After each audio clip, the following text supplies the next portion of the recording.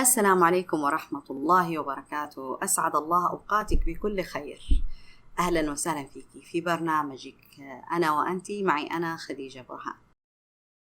كثير مننا نقع في مشاكل في الحياة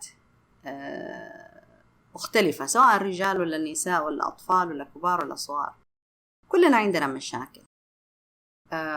لكن دائما لما نيجي نبحث عن الحل، بعض الأحيان نلاقي الحل، بعض الأحيان ما نحصل الحل، وبعض الأحيان لما نلاقي الحل تظهر مشكلة جديدة، فبالتالي لازم كمان أبدأ أبحث عن حل آخر، وهكذا أجلس أدور بين مشكلة وحل، مشكلة وحل، حل ومشكلة. وممكن نقول إن هذه طبيعة الحياة الدنيا، أن يكون فيها مشاكل أو صعوبات ولازم أتعلم كيف أحلها. وخليني اليوم أنا أتفق معاكي على لفظ أحسن من كلمة مشكلة حتى ما نتعقد، إن إحنا نسميها صعوبات في الحياة. فكلنا نواجه هذا النوع من الصعوبات. بعض الأحيان نلاقي الصعوبات من خلال سلوكياتنا نحن، ما أقدر اليوم أغير أنا طبع عندي، فأجد صعوبة في تغيير هذا السلوك أو هذا الطبع. بعض الأحيان يكون عندي صعوبة في ظروف معينة ما أقدر أتعامل معاها، وبعض الأحيان يكون عندي صعوبات في التعامل مع الناس، يكون صعوبات في التعامل مع الدنيا، يكون حتى صعوبات في التفكير أو إيجاد الفكرة. وبعض الأحيان يكون عندي الصعوبة هي في أني أنا أنتقل من شعور لشعور، مثلا أكون حزينة أبغى أكون سعيدة، أكون مثلا منزعجة، أكون بعد شوية أكون نشيطة، وأبحث عن هذه الأشياء. كل هذه الأشياء طبيعية في الحياة، وطبيعي أن احنا كبشر نبحث دائما عن الحلول المناسبة لهذه الأشياء. فاليوم بإذن الله تعالى راح أقول لك على سر خطير جدا، أو خليني أقول عليه سر معلن في حل هذه الأشياء. حل واحد لكل أنواع المشاكل في الدنيا، حل واحد. ممكن تستغرب إيش الحل هذا اللي يحل كل شيء؟ في حل دائما موجود في الحياة، وهو الحل الوحيد اللي يحل المشاكل، يحل الصعوبات، يحل المشاعر اللي احنا نشعر فيها، مثلا تكون منخفضة، يعني حزن، اكتئاب، طفش، زهق مثلا. يجي هذا الحل الوحيد أو الحل الأوحد ويغير الإنسان. اليوم أنت طفشانة، تبطل تصير طفشانة إذا طبعا طبقتي هذا الحل فقط في التطبيق. يعني الحل هذا ميزته هو في التطبيق فقط. يعني زي الدواء اللي بلاش نقول دواء، بس إنه بعض الأحيان في علاج يكون يحل مشاكل كثيرة مع بعض، أو 5-6 مشاكل. لكن هذا الحل، السر المعلن اللي بيني وبينك اللي راح أقول لك عليه، يحل أصعب مشكلة عندك في الدنيا. أصعب مشكلة، شوفي إيش أصعب مشكلة عندك وفكري تحطي هذا الحل فيها، يعني ضعيه موضع التطبيق. بعدين راقبي هل صحيح هذا الكلام ولا مو صحيح. أي كلام اليوم لازم لما نسمعه نخضعه للتجربة ونجربه، إلا كلام الله سبحانه وتعالى طبعا اللي إحنا ما نقدر نسوي هذه الحركة معه. أي كلام من كلام البشر لازم قبل ما تحكمي عليه إنه هو صح الكلام هذا، جربي، وبعد ما تجربي قرري هل هو صح ولا مو صح، ينفع ولا ما ينفع. كثير من الحلول البشرية أو حلول الناس لبعضهم البعض تنفع فلانة من الناس لكن ما تنفع إلا أنا. تنفع هذه المشكلة لكن ما تنفع هذه المشكلة. تنفع لتجاوز هذا الأمر الصعب لكن ما تنفع لتجاوز هذا الأمر الصعب. طبعا أكيد أنا حيرتك شوية في مسألة إيش هو ذا الحل، لكن خلينا نفكر شوية أنا وإنتي ونتكلم أول شيء قبل ما نتكلم عن هذا الحل. كم واحدة فينا عندها مشاكل مع الدنيا كلها؟ ما في تربية الأبناء، في التعامل مع نفسها، في إنه هي تكون إنسانة منظمة ومرتبة، إنها تقدر تنجح في حياتها، في علاقتها مع زوجها، في علاقتها مع الناس، في الظروف المالية الصعبة. كلنا عندنا هذا النوع من المشاكل أو الصعوبات بدرجات مختلفة. في بعضنا شوية شديد عليه، بعضنا أخف قليلا، لكن كلنا عندنا هذا الشكل. فما في إنسان يخلو من أي شيء. لذلك الحل اللي أنا راح أقول لك الأوحد والوحيد جدا في هذه الدنيا كلها، اللي ينفع مع أي نوع من المشاكل، سواء كانت المشاكل اللي هي كاملة الدسم ثقيلة جدا، أو اللي تكون مشاكل خفيفة جدا في الحياة. الحل الوحيد أو الحل الأوحد لكل أنواع المشاكل هو في قول الله سبحانه وتعالى: إن الله لا يغير ما بقوم حتى يغيروا ما بأنفسهم. أنا إيش قلت لك في أول اللقاء؟ قلت لك كل كلام الناس يجرب إلا كلام الله سبحانه وتعالى لا يجرب. فالحل في هذه الآية: إن الله لا يغير ما بقوم حتى يغيروا ما بأنفسهم. إيش معناها؟ معناها إن أنا اليوم لما أبغى أغير أفكاري، أبغى أغير مشاعري، أو أغير واقعي، أبغى أغير حياتي، أبغى أغير الناس اللي معايا، أبغى أسوي اللي أبغى أسويه في الدنيا هذه كلها، أول شيء لازم أنا أغير من نفسي. وممكن دايما تسمعين تغير نفسك، غير نفسك، غير نفسك. كيف يصير التغيير ده؟ نحن ما نقدر نغير أنفسنا إلا من خلال وسيلة واحدة فقط، إني أنا اليوم أغير فكرتي. لما أغير أفكاري أو فكرتي عن الشيء اللي أنا أبغى يتغير في حياتي، معناها راح تتغير النتائج. كيف طيب هذا الشيء يحدث؟ إن الله لا يغير ما بقوم حتى يغيروا ما بأنفسهم.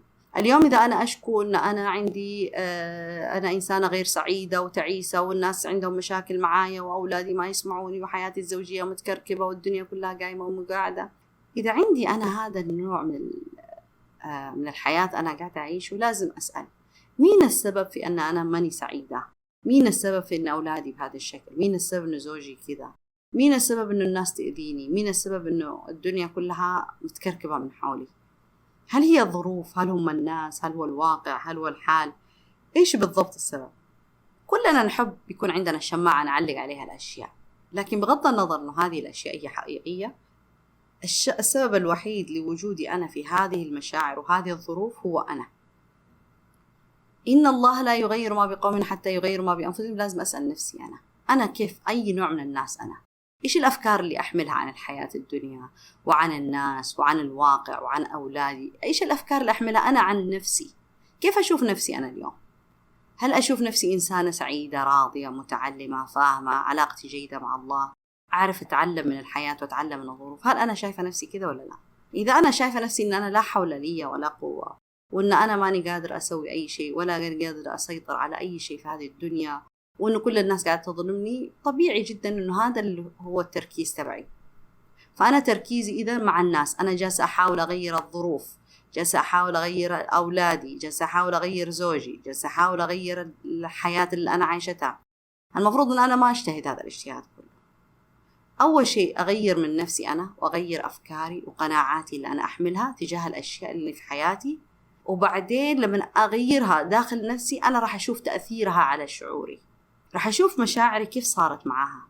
هل أنا في مشاعر عالية جدا ولا في مشاعر منخفضة جدا؟ هل أنا في حالة نفسية كويسة مع هذه الأفكار الجديدة ولا أنا مختلفة تماما؟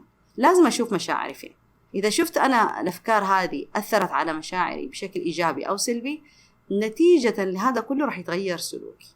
إذا تغيير هذه الأفكار في حياتي كان تغيير أثر علي بشكل إيجابي، خلاني إنسانة متفائلة، أنظر للغد بشكل مشرق، أنظر للحياة بطريقة مختلفة، والأمور تمام وإن شاء الله خير الله قادم، والتفاؤل هو مطلب الحياة، أنظر لهذه الأشياء بهذا الشكل، معناها أنه أنا مشاعري عالية جدا، معناها عندي حالة سكون وطمأنينة.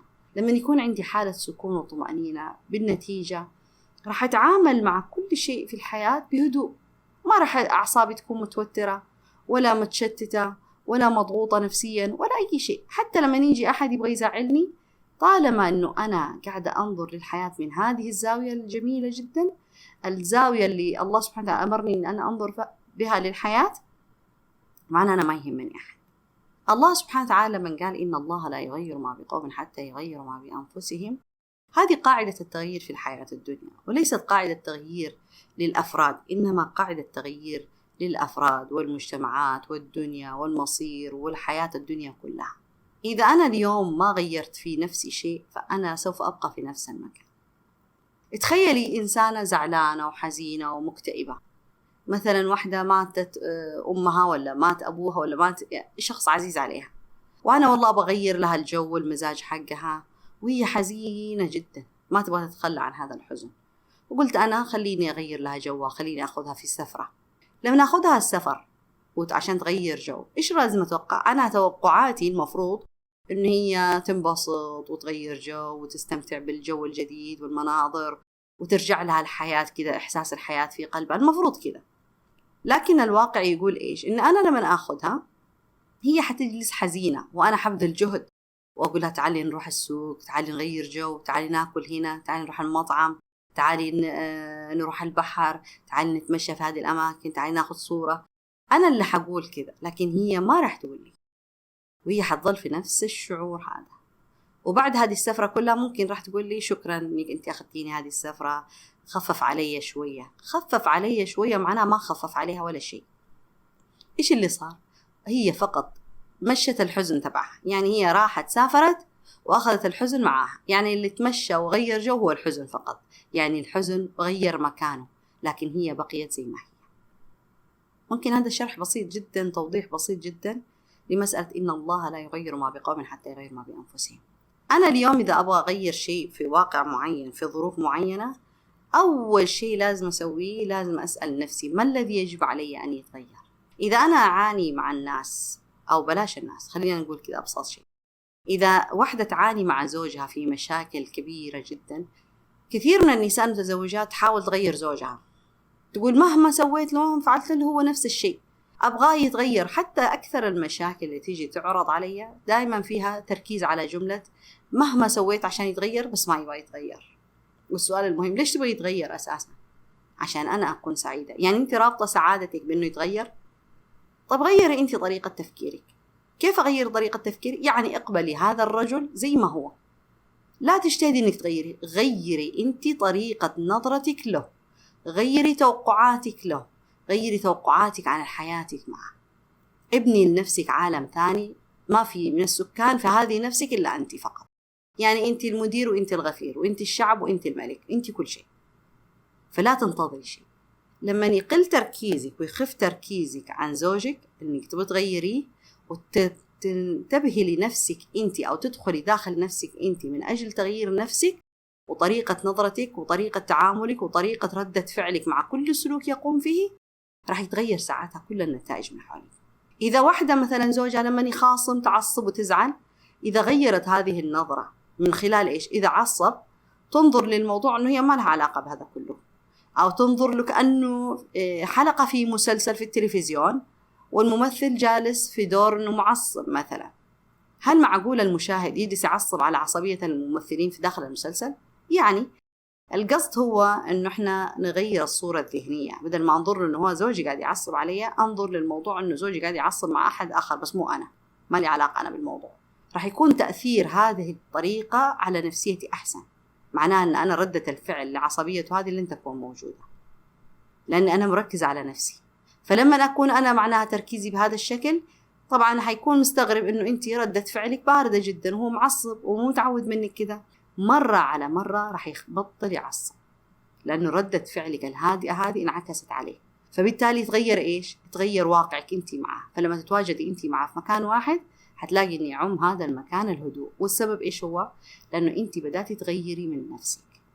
إن الله لا يغير ما بقوم حتى يغيروا ما بأنفسهم. هذه هي القاعدة الأساسية في التغيير، وهي السر في حل كل المشاكل في الحياة. خلينا أتوقف معك فاصل قصير وأرجع أكمل لك هذا الموضوع.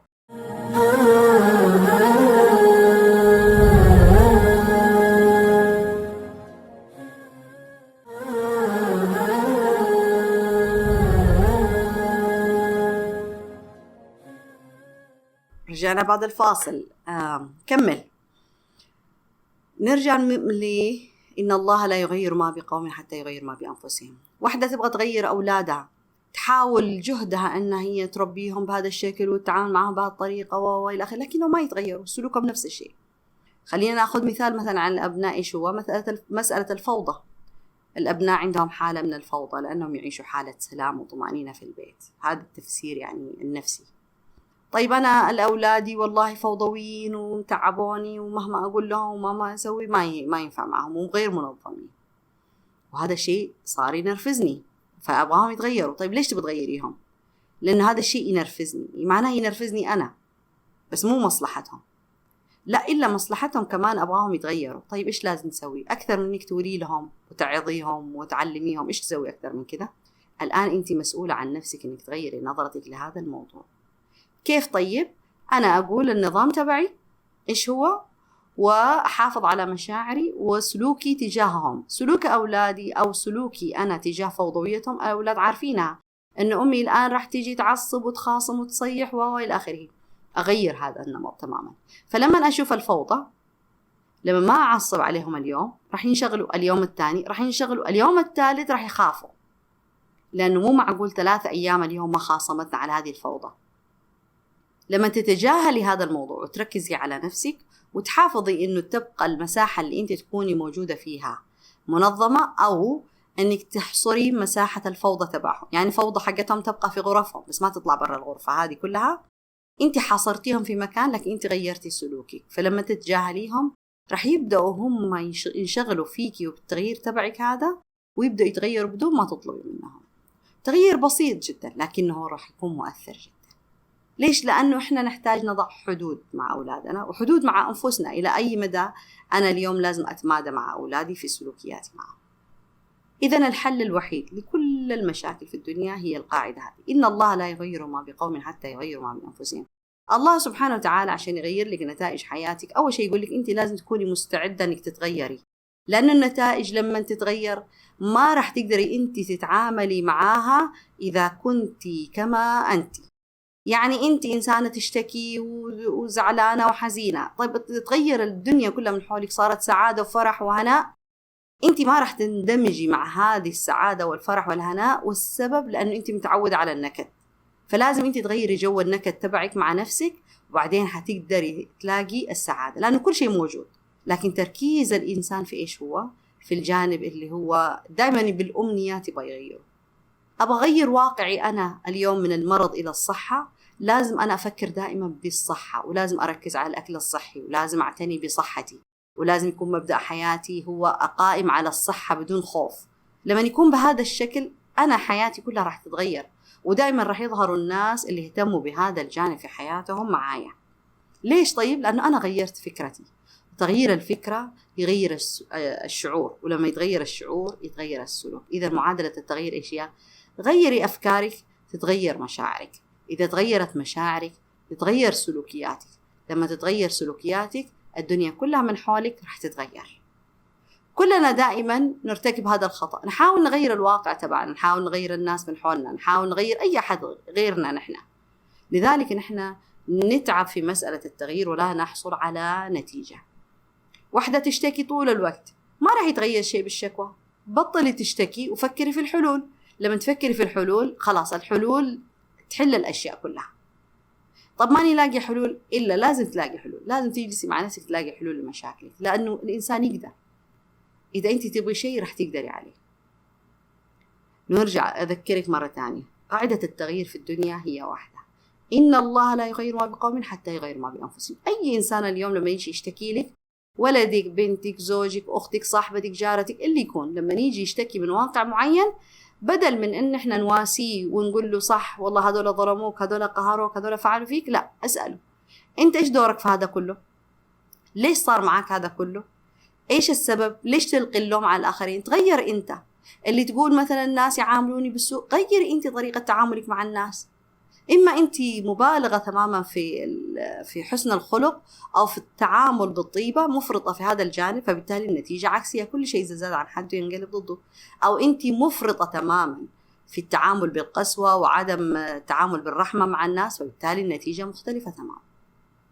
إذن أرجع أأكد لك وأذكرك مرة ثانية، في حل واحد لكل أنواع المشاكل اللي نعاني منها في الدنيا أو الصعوبات والتحديات: إني أنا أغير. دائما لما يتكلموا الكتاب وكثير من الكتب والدورات لما تتكلم عن التغيير تنسى تماما أو لا تذكر هذه القاعدة القرآنية اللي أخبرنا الله سبحانه وتعالى عنها، والتي هي لا تجرب، إنما تطبق عمليا فقط، لأن الله كفل التغيير أن يحدث بهذا الشكل: إن الله لا يغير ما بقوم حتى يغيروا ما بأنفسهم.